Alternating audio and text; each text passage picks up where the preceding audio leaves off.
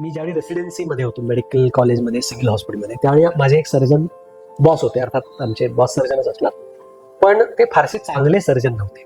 अच्छा. तर आम्ही त्यांना बुचर म्हणायचो. तर एकदा असं झालं की कसाच एक 14-15 वर्षाचा मुलगा ऍडमिट झाला, ज्याच्या छातीमध्ये एक गाठ होती, न्यूरोफायब्रोमा म्हणतात, लंगमध्ये होता, जो फुफ्फुसामध्ये होता.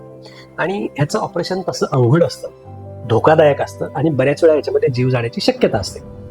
आम्हाला हे नक्की माहिती होतं की हे ऑपरेशन जर बॉसने केलं तर या मुलाचा जीव जाणार आहे.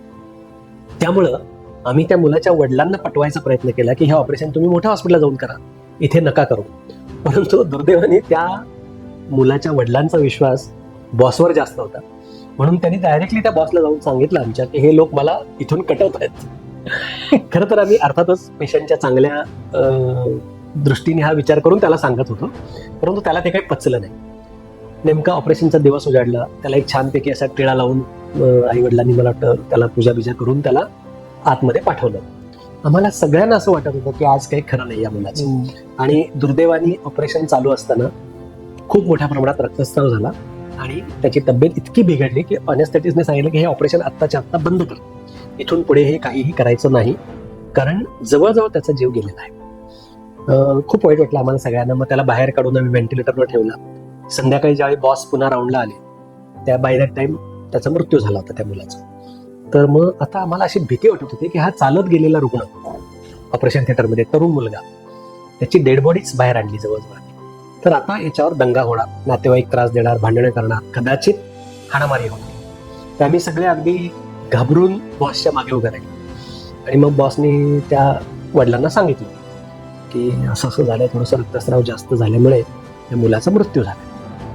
एक क्षणभर सगळीकडे अशी स्मशान शांतता होती आणि आम्हाला असं वाटत होतं की आता हे सगळे आरडाओरडा करणार, दंगा करणार.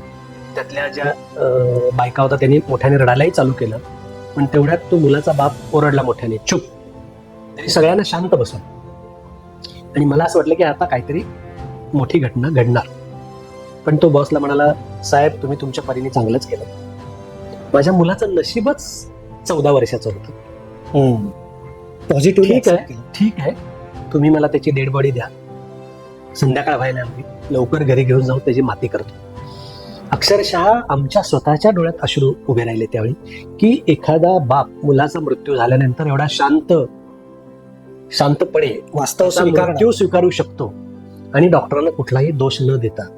हे खरं तर अतिशय असा एक वेगळा असा हा एक अनुभव आहे आणि आत्ताच्या काळात अगदी रिलेव्हंट वाटेल. अगदी ज्या प्रकारे समाज किंवा नातेवाईक रिॲक्ट होतात खरंय त्याच्याशी तुलना करता फार रेअर प्रसंग म्हणावा लागेल. खरंय.